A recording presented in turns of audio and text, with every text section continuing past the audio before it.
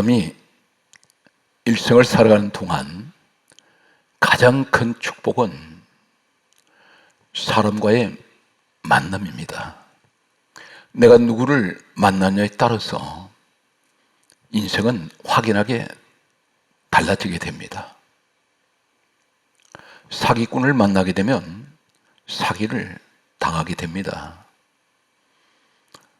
불량배를 만나게 되면 불의한 일을 겪을 수가 있습니다. 특별히 신앙생활에서 가장 큰 축복 중에 축복은 첫째는 하나님과의 만남이며 두 번째는 하나님의 종과의 만남입니다. 오늘 성경 말씀에는 하나님과의 만남, 그리고 이 땅에서는 하나님 종과의 축복받은 이 만남을 통하여 자손이 1000년이 넘도록 명문 가문된 두 가정이 있습니다. 성경 말씀은 다음과 같이 말씀하고 있습니다.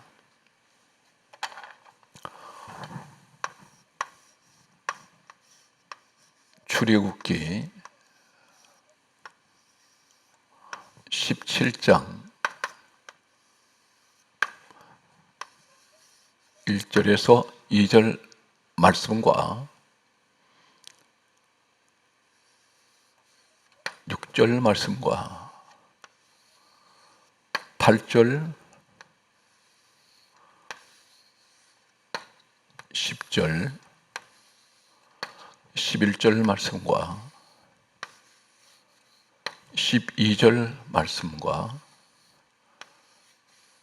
13절, 14절, 15절 말씀과 16절 말씀과 출애굽기 28장 1절 말씀과 누가복음 1장 5절 말씀을 보면 출애굽기 17장 1절에는 백성이 마실 물이 없는지라 이렇게 말씀하고 있습니다. 이곳이 어디냐면 모세 시대 때에 40년 걸어갔던 광야입니다. 이 광야, 이 장소를 가리켜서 성경은 이렇게 말씀하고 있습니다.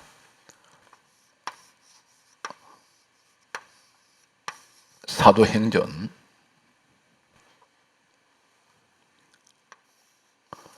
7장 38절에는 모세가 이스라엘 백성들과 함께 걸어갔던 이 광야를 가리켜 광야교회라고 말씀합니다. 예수님께서 하시는 말씀은 요한복음 6장 63절에 다음과 같은 말씀을 하십니다. 내 말은 영이요 라고 말씀하셨습니다. 우리 예수님은 빌립보서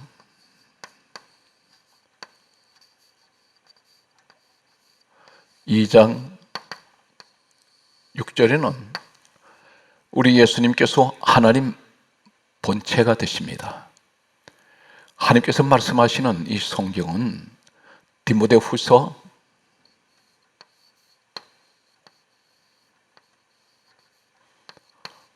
3장 16절에는 모든 성경은 하나님의 감동으로 기록이 되었습니다. 하나님께서 기록하게 하신 이 말씀은 영적인 말씀이라고 했습니다.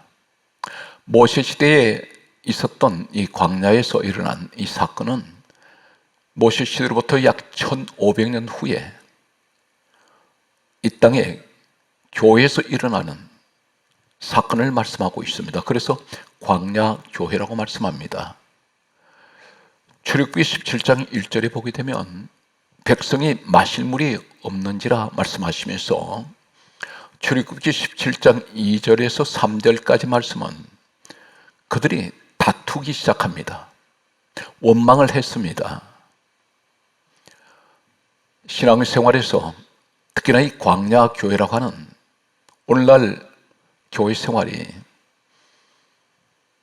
마실 물이 없어서 갈증을 만나고 있습니다. 갈증이 오는 것은 목마름입니다. 사람이 갈증이 오고 목이 마를 때는 다투게 됩니다. 원망하게 됩니다. 우리 성도 여러분 가정이 때로는 다툽니다. 왜 그렇습니까? 인생의 목마름 때문입니다. 가정에 무엇이 갈증이 있습니까? 사랑의 갈증이 있습니다. 물질의 갈증이 있습니다. 목이 마릅니다. 돈이 없습니다. 사랑이 없습니다. 은혜가 없습니다. 감사가 없습니다. 교회도 마찬가지입니다. 교회 생활에서 갈증을 하고 있습니다. 은혜가 말랐습니다. 감사도 말랐습니다. 믿음도 말랐습니다. 기도 생활마저 말랐습니다. 다투게 됩니다. 원망합니다. 이때에 하나님께서는 출애굽기 17장 6절에 반석에서 생수를 강같이 흘러 넘치게 하셨습니다. 사람들은 이제 갈증 문제가 해결되었습니다. 그런데 8절 말씀에는 그때에 이렇게 말씀합니다. 그때에 아말렉이 와서 이스라엘과 르비딤에서 싸우니라 그렇게 말씀합니다. 르비딤.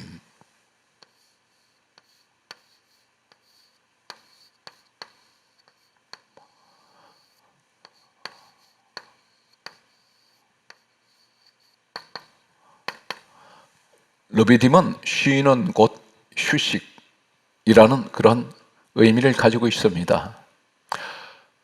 목이 말랐을 때 하나님께서 목마른 문제를 해결해 주셨습니다. 그런데 그들은 르비딤에서 있습니다. 쉬고 있습니다. 휴식합니다. 그때에 뜻하지 않은 아말렉이 공격에 들어와서 싸웁니다. 누가 싸움을 걸었습니까? 아말렉이라는 것이 걸었습니다. 아말렉이라는 자가 싸움을 걸었습니다. 우리에게 영적으로 아말렉이 있습니다. 그 아말렉이 언제 찾아옵니까? 문제가 있을 때가 아니라 문제가 해결되고 났을 때. 르비딤, 영적으로는 무엇을 말씀합니까? 문제가 있을 때는 우리 신앙생활에서 기도하지 말라고 했는데 기도합니다. 예배를 누가 시키지 않는데 예배를 열심히 드립니다. 믿음 생활을 열심히 합니다. 그런데 문제가 해결되고 났을 때 쉬어버립니다.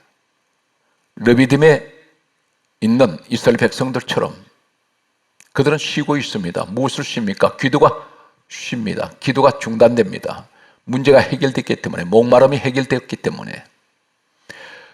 대개가 신앙생활 하시는 분들을 보면 문제가 있을 때는 열심히 기도 생활하고 교회 열심히 다니다가 그 문제가 해결되고 났을 때는 이제는 문제가 없다고 생각할 때 예배를 드리지 않습니다. 예배를 쉬고 있습니다. 기도 생활이 나태해지기 시작합니다.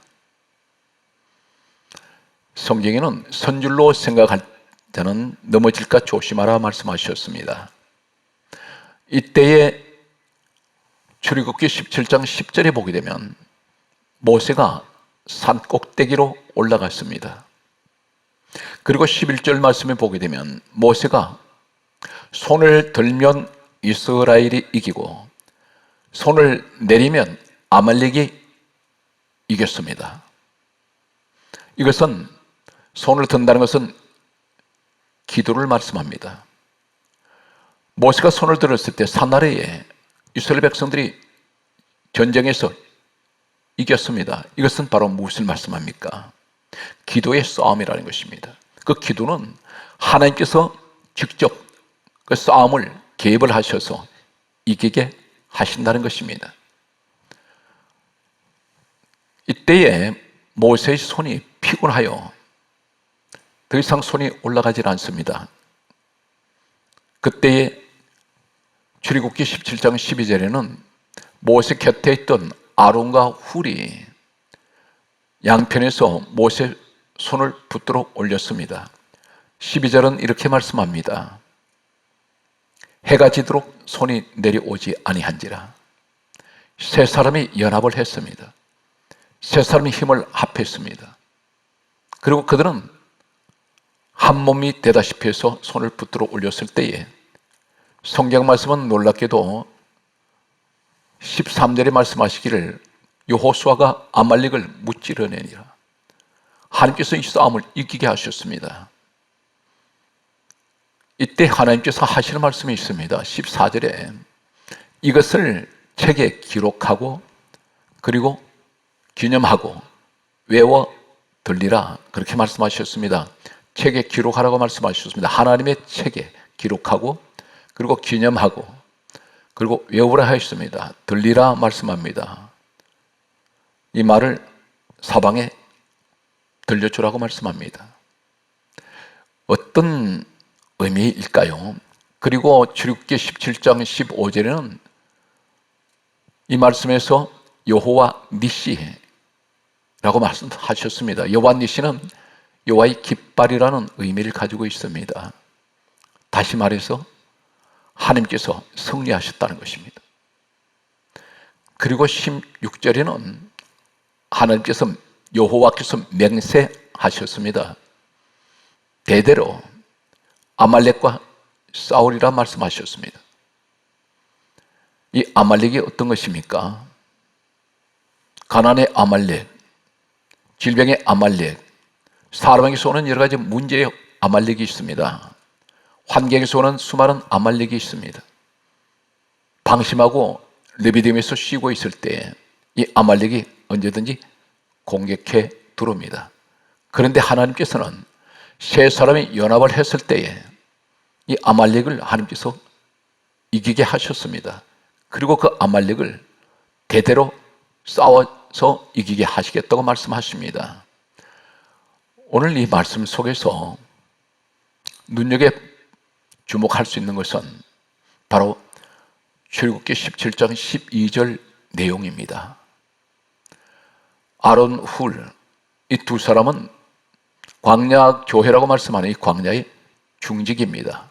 오늘날 교회의 직분자입니다.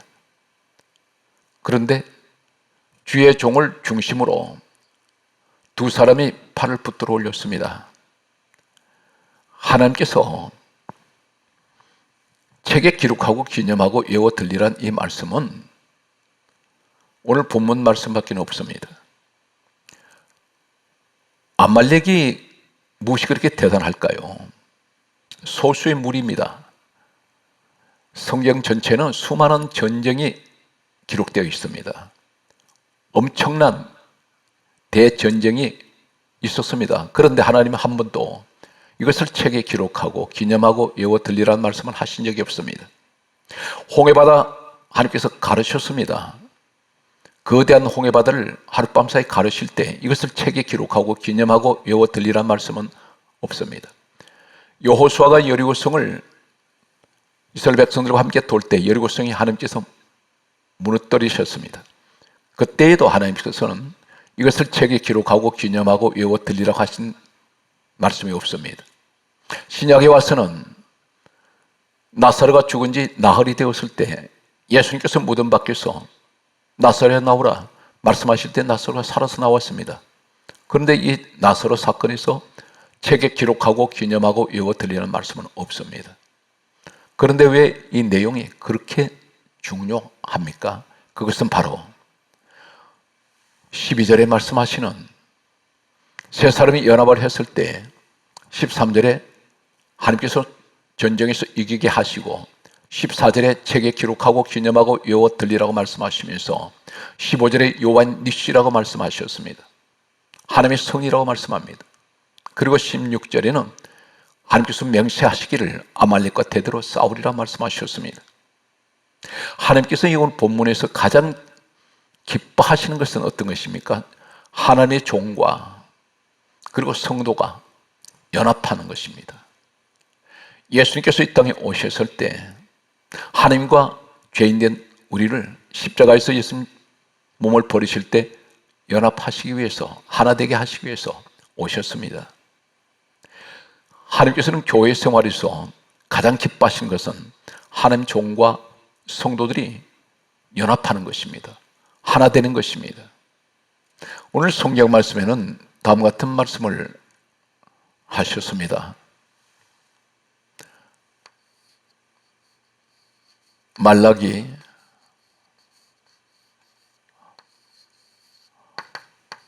3장 16절과 역대하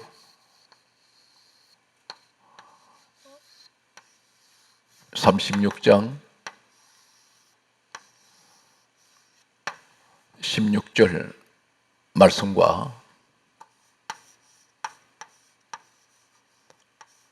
출애굽기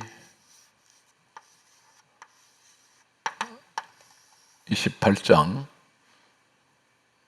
1절 말씀이 기록되어 있습니다. 말라기 3장 16절은 다음과 같이 말씀합니다. 여호와를 경외하는 자, 그 이름을 존중히 여기는 자는 여호와 앞에 있는 기념책에 기록하신다고 하셨습니다. 하나님이 기뻐하시는, 하나님을 경외하는 자가 어떤 사람입니까? 하나님의 종과 아론 훌, 모세 하나님의 종과 아론 훌 두 사람이 연합하는 것입니다. 하나님께서는 이 모습을 보시고 싸움에서 이기게 하셨습니다. 이 싸움에서 이기게 하실 때, 연합할 때 아론 훌, 모세 가정이 이 광야에 있습니다. 세 사람이 연합을 했을 때 모세가 살고 아론이 살고 또 훌이 살고 그 가족들이 살았습니다. 그리고 민족을 살립니다. 오늘 성경 말씀은 이 사건이 있고 난 후에 출애굽기 28장 1절에 보게 되면 아론이라는 사람은, 모세를 팔 붙들어 올렸던 이 아론은 하나님께서 이 땅에 최초로 세우시는 제사장이 있습니다. 초대 제사장이 인류 역사에서 최초로 세워진 제사장은 아론이라는 사람입니다. 출애굽기 17장에서 28장 1절까지는 10장 정도가 지나갔습니다. 이 10장 사이에 아론이 한 일은 없습니다. 단 한 가지, 출애굽기 17장 12절에 하나님의 종이 힘들어할 때 발 붙들어 준 사건밖에는 없습니다. 그런데 하나님께서는 이 모습을 대단히 귀중하게 보셨습니다. 출애굽기 28장 1절에 아론을 제사장으로 세우시고 그 아들들에게도 제사장이 되게 하라 하셨습니다. 이때로부터 누가복음 1장 5절에 약 1500년 세월이 지나갑니다. 누가복음 1장 5절에는 예수님께서 이 땅에 오셨을 때 사가랴 제사장이 있고 그 안에는 엘리사벳이라는 여인이었습니다. 이 여인을 가리켜 아론의 자손이었더라 말씀합니다. 바로 1500년 동안 이 집안은 제사장 집안이 됩니다. 아론의 집안에서 누가 태어나도 아들들은 전부가 제사장입니다. 제사장들로 세우셨습니다. 예수님 오실 때까지 이 집안은 제사장 집안입니다. 바로 세례 요한이 이 아론의 자손입니다. 엘리사벳을 통해서 태어났습니다. 성경 말씀은 보게 되면 출애굽기 31장 1절에서 3절 말씀에 보면 훌이라는 모세 팔 붙들어 올렸던 사람, 이 사람은 하나님께서 어떻게 축복하십니까? 이 땅에 최초로 세워지는 하나님의 성막, 하나님 집이 있습니다. 그 집을 성경 말씀은 출애굽기 31장 1절에서 3절에 유다 지파 훌의 손자 붓살레를 지명하여 부르라고 말씀하셨습니다. 이때 출애굽기 12장 37절에는 장정이 60만 명이 있었습니다. 60만 명 가운데 하나님께서 훌의 손자 붓살레를 지명을 하셨습니다. 그리고 성막을 짓게 하시는데 이 성막에는 번제단, 그리고 분향단, 그리고 법궤, 그리고 성막에 여러 가지 수많은 성물들이 있습니다. 각가지 모양의 성물들마다 또 수를 놓아야 합니다. 제사장 옷을 만들어야 합니다. 이 모든 것은 한 번도 누가 만들어 본 적이 없습니다. 그런데 하나님께서는 붓살레를 지명하여 부르시고 하나님의 영을 충만하게 하시고 지혜와 총명과 지식과 여러 가지 재주를 주셨습니다. 완벽하게 하나님께서 지혜 주실 때 이 성막의 모든 성물들을 만들어내었습니다. 금속 공예가가 되어야 됩니다. 목수 일을 해야 합니다. 대장장이가 되어야 됩니다. 수를 놓아야 됩니다. 바느질을 해야 됩니다. 제단을 해야 됩니다. 이 모든 일을 완벽하게 하나님께서 지혜를 주시고 여러 가지 재주, 은사를 주셨을 때 붓살레는 한 번도 실수하지 않고 실패하지 않고 성물을 그는 만들게 됩니다. 성경 말씀은 이렇게 말씀합니다. 역대하 36장 16절에 하나님께서 주의 종 관계를 말씀합니다. 하나님께서 하시는 말씀은 여호와의 사신을 비웃고 말씀을 멸시하고 선지자를 욕을 하여 하나님께서 진노하심으로 이 진노가 백성들에게 미쳐서 회복할 수 없게 하신다는 말씀이 있습니다. 주의 종과 다투지 말아야 합니다. 주의 종이 혹 잘못한 점이 보이거나 이러한 것을 지적할 일이 있으면 직접 부딪혀서는 안 됩니다.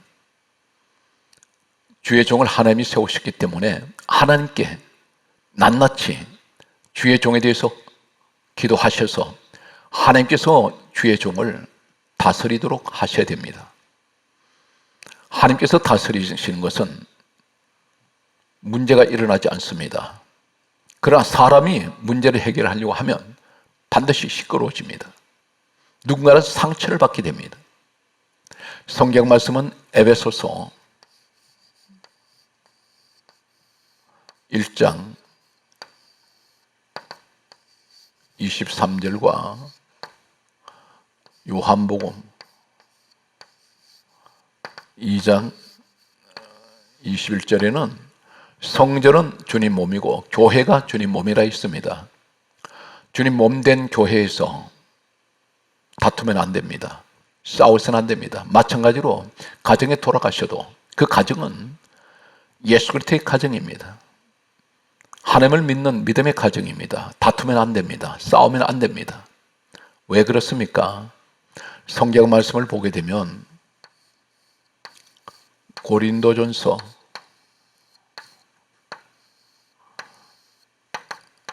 11장 17절 18절 19절 20절 27절 29절과 요한복음 6장 51절 마태복음 26장 27절 28절 갈라디아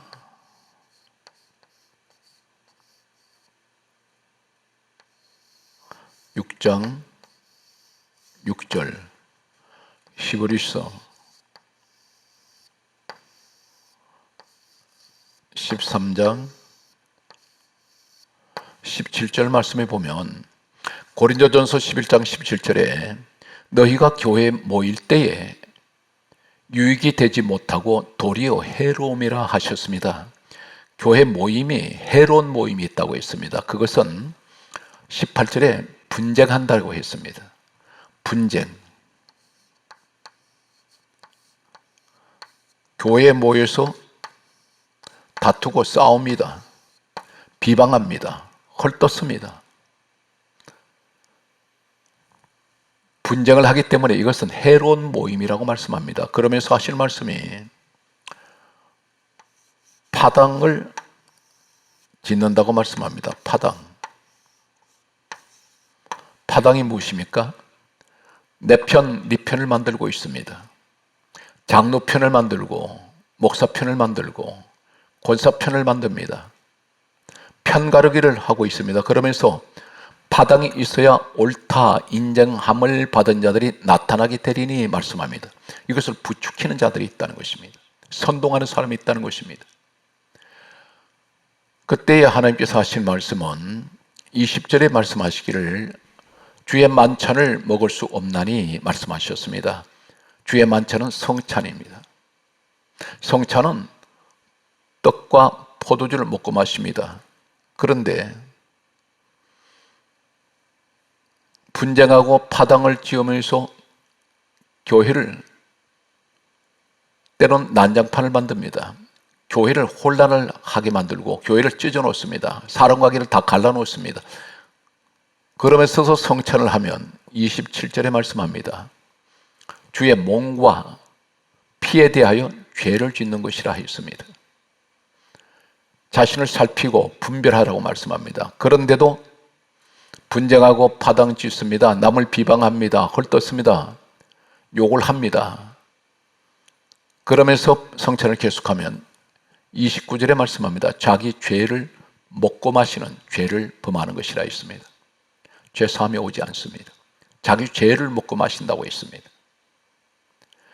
교회는 다투는 곳이 아닙니다. 서로가 허물을 보이면 하나님께 기도하셔서 하나님께서 해결하도록 하셔야 됩니다. 세상 방법으로 해결하려고 해서는 결코 하나님께서 기뻐하시지 않습니다. 요한복음 6장 51절에 떡을 가리켜 예수님께서 하신 말씀입니다. 내가 주는 이 떡은 영생이라고 말씀하셨습니다. 영원한 생명의 축복이 떡에 있습니다. 마태복음 26장 27절에서 28절에 말씀합니다.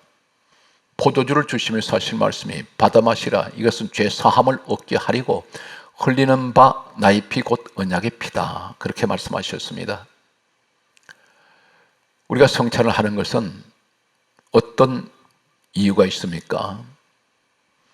예수님 살이 찢기신 그것을 기념하는 떡을 먹는 것은 영생의 복을 내가 받았습니다. 또 포도주를 마시는 것은 예수의 피로 말미암아 나는 죄 사함을 받았습니다. 그러므로 이 성찬을 기념하면서 난 하나님께 감사합니다. 나 같은 죄인을 구원하심을 감사합니다. 이것이 진정한 성찬의 의미가 되겠습니다. 그런데 성찬을 하지 못하게 하시는 것은 나에게는 영생의 축복과 죄 사함의 축복을 하나님께서는 주시지 않는다는 것입니다. 분명히 성경은 그렇게 말씀합니다. 자신을 분별하고 자신을 살피라고 말씀합니다. 그래서 전제가 고린도전서 11장 27절 29절은 앞에 교회 모임이 해로움이고 분쟁하며 파당 짓는 사람은 주의 만찬 먹을 수 없다고 하시는 말씀하고 연결되는 말씀입니다. 성경 말씀은 갈라디아 6장 6절에는 이렇게 말씀합니다. 가르침을 받는 자들은 말씀을 가르치는 자와 모든 좋은 것을 함께 하라 말씀하셨습니다. 가르침을 받는 자는 성도입니다. 말씀을 가르치는 자는 주의 종입니다. 서로 모든 좋은 것을 함께 하라고 말씀하셨습니다. 히브리서 13장 17절에는 계속 하시는 말씀은 너희를 인도하는 자들에게 순종하고 복종하라. 즐거움으로 이것을 하게 하고 근심으로 하게 하지 말라. 그렇지 아니하면 너희에게 유익이 없느니라 말씀하셨습니다. 신약 성경에 바울이 있습니다. 이 바울은 예수님께서 이 땅에 오신 이후에 2000년 세월이 지난 동안 바울 같은 위대한 주의 종은 없습니다. 이 바울은 신약 성경 27권 가운데 무려 약 13권에서 14권을 기록한 사람으로 알려지고 있습니다. 그는 이 땅에서 셋째 하늘까지 올라갔다 내려온 사람입니다. 그리고 그는 손수건 앞치마, 자신의 몸에 지니고 있는 천조각을 사람들이 가져다가 어떤 병에 걸렸든지 그 사람에게 병자에게 손수건 앞치마를 갖다 얹고 귀신 들린 사람에게 갖다 얹을 때 귀신이 떠나가고 병이 치료되었던 사람입니다.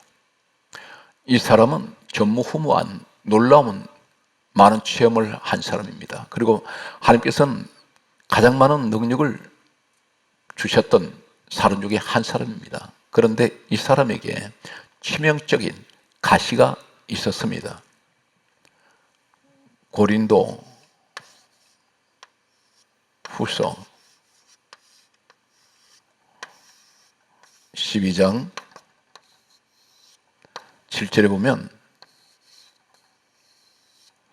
가시가 있습니다. 육체의 가시라고 했습니다. 그런데 이 사람에게 하나님께서는 자고하지 않기 위하여 주셨다고 했습니다. 이 가시가 육체에 박혀 있습니다. 이 가시가 무엇일까요? 성경 말씀에는 정확한 이 가시에 대해서 말씀하지 않습니다. 그런데 전통적으로 전해져 내려오는 세 가지 학설이 있습니다.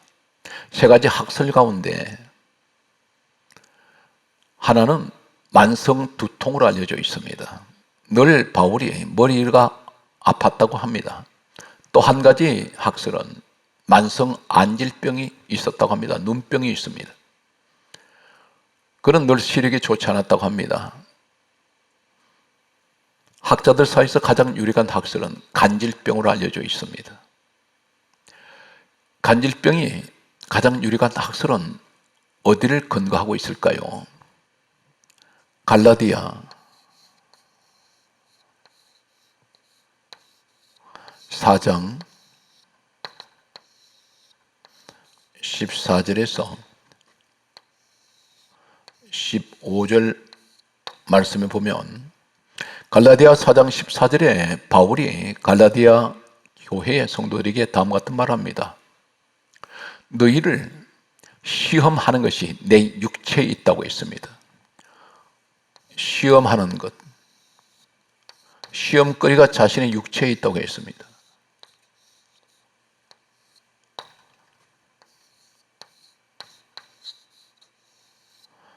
육체에 있는데 이것을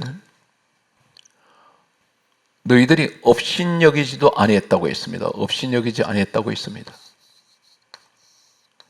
업신여기지 아니하고 버리지도 아니했다고 했습니다.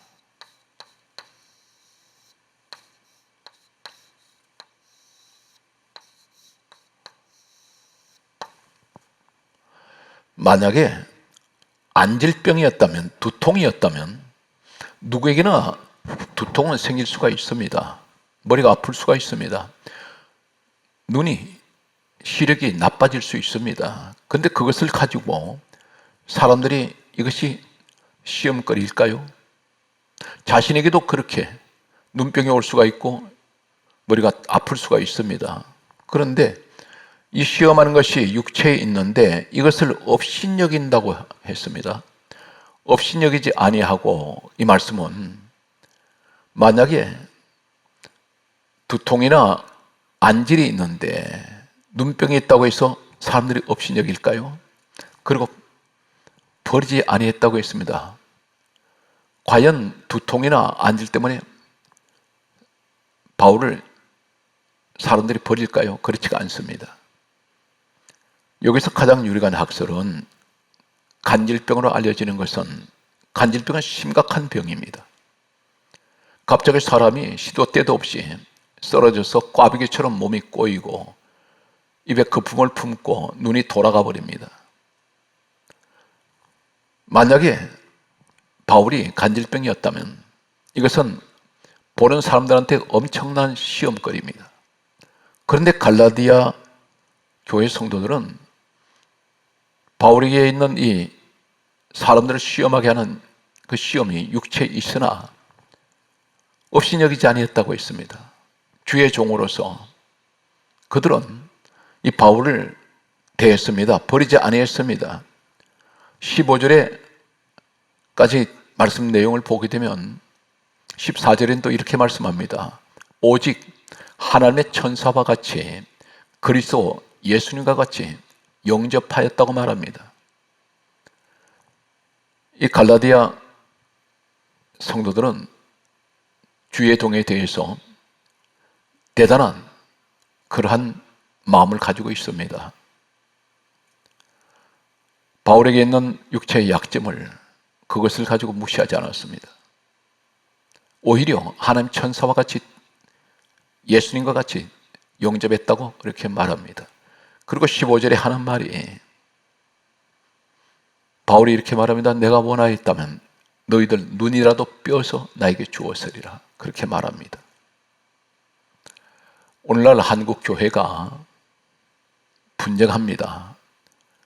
외부에서 오는 여러 가지 도전과 어림이 있습니다. 그런데 교회 내부에서조차 서로 갈등과 그리고 심지어는 주먹 다짐을 하게 됩니다.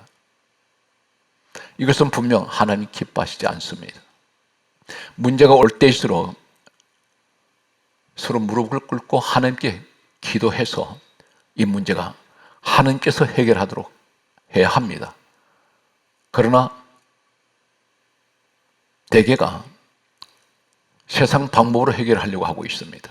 육신의 힘으로 해결하려고 하고 있습니다. 하나님이 가장 싫어하시는 것은 다투는 것입니다. 분쟁하는 것입니다. 성경 말씀을 보게 되면 구약의 민수기 13장 30절 말씀과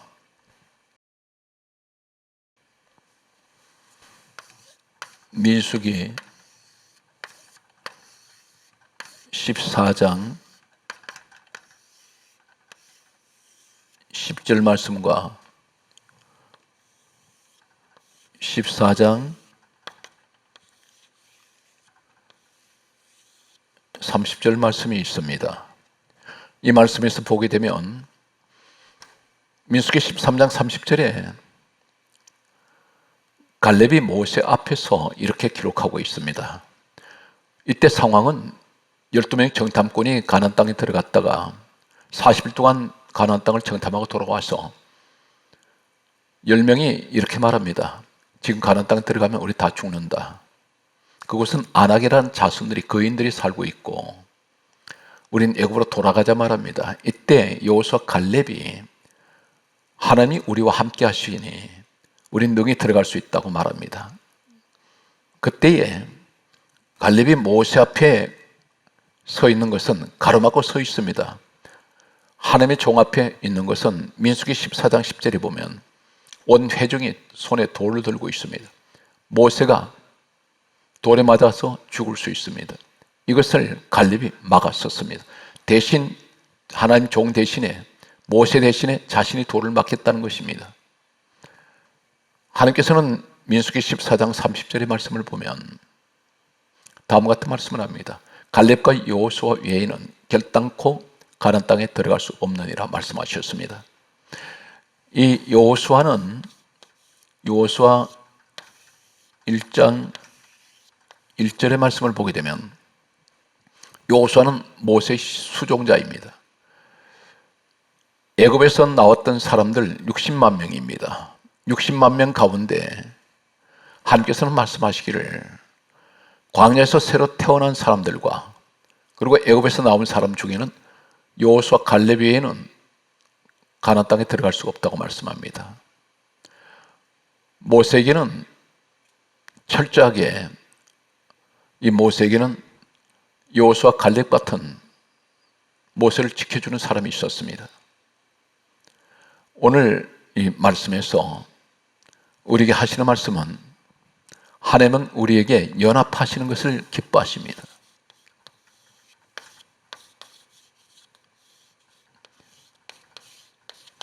에베소서 4장 29절과 30절에 하실 말씀은 더러운 말은 입 밖에도 내지 말고 오직 덕을 세우는 선한 말을 하여 듣는 자들에게 은혜를 끼치게 하라. 그러면서 30절에 성령을 근심하게 하지 말라 말씀하셨습니다. 근심하게 하지 말라.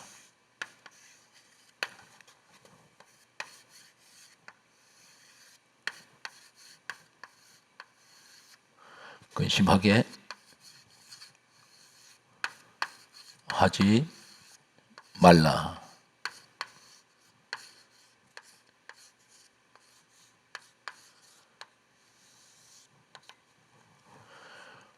성령께서는 근심하게 하신다는 이 말은 성령이 떠나십니다. 성령님은 기쁨의 영입니다. 성령님은 모든 사람들의 허물을 덮어주는 우리 하나님 성령이십니다. 늘 하나님 기뻐하시는, 하나님께서 기뻐하시는 예수 그리스도의 명문 가문 되시기 바랍니다. 이 아론과 훌은 특별히 하나님께서 택하신 하나님의 사람이었습니다. 특별히 이 아론은 천대의 명문 가문이 되었고, 그리고 훌, 이 사람은 유다 지파 사람입니다. 유다 지파에서 다윗 왕이 태어났습니다. 왕의 혈통이 됩니다. 그리고 예수님께서 유다의 혈통을 통해서 오셨습니다. 이 두 가문은 천년 세월에 흐르도록 명문 가문이 되었습니다. 한 가문은 하나님 기뻐하시는 제사장 가문이요, 한 가문은 왕의 가문입니다. 오늘도 사랑하는 성도 여러분, 범사위에 하나님 크신 은총이 함께 하시기를 주의 이름으로 축복합니다.